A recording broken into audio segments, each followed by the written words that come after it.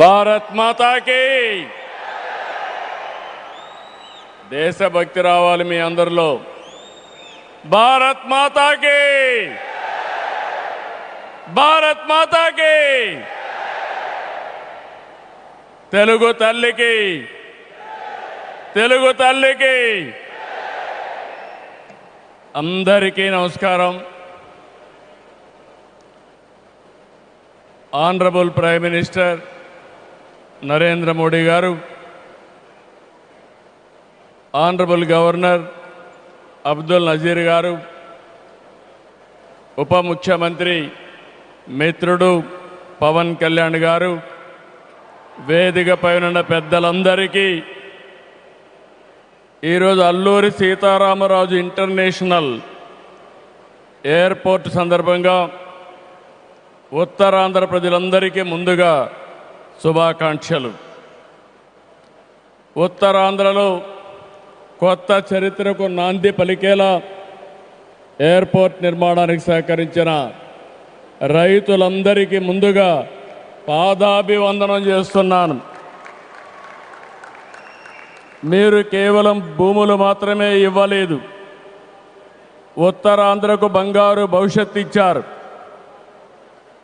నేడు ఉత్తరాంధ్రకి international airport వచ్చింది. ఉత్తరాంధ్రకి అంతర్జాతీయ ఐటీ దిగ్గజం గూగుల్ వచ్చింది. ఉత్తరాంధ్రకి ప్రపంచ స్థాయి స్టీల్ కంపెనీ ఆర్సీఆర్ మిత్తల్ వచ్చింది. ఇంకా ఎన్నెన్నో. ఇవన్నీ ఎలా వచ్చాయి?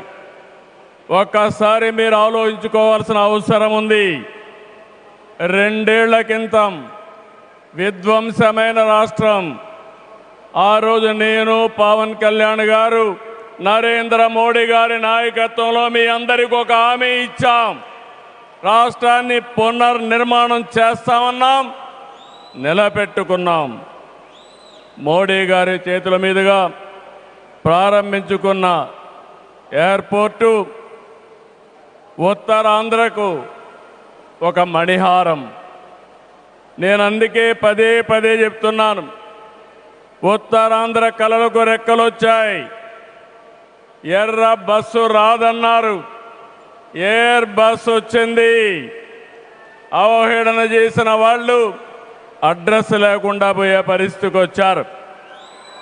ఆ రోజు ఎన్నో ఈ ప్రాంత ఆశలని, ఆకాంక్షల్ని తక్కువ చేశారు, అడ్డుపడ్డారు. అన్ని అధిగమించాం.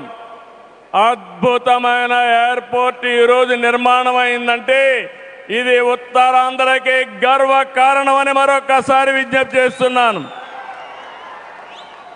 కొత్త ఎయిర్పోర్టు మన్యం వీరుడు అల్లూరి సీతారామరాజు పేరు పెట్టుకున్నాం. పేరు తలుచుకుంటేనే గుండె ఉప్పొంగుతుంది. గిరిజనులతో కలిసి ఆయన చేసిన స్వాతంత్ర పోరాటం దేశం ఎప్పటికీ మరిచిపోదు. ఉత్తరాంధ్ర శక్తికి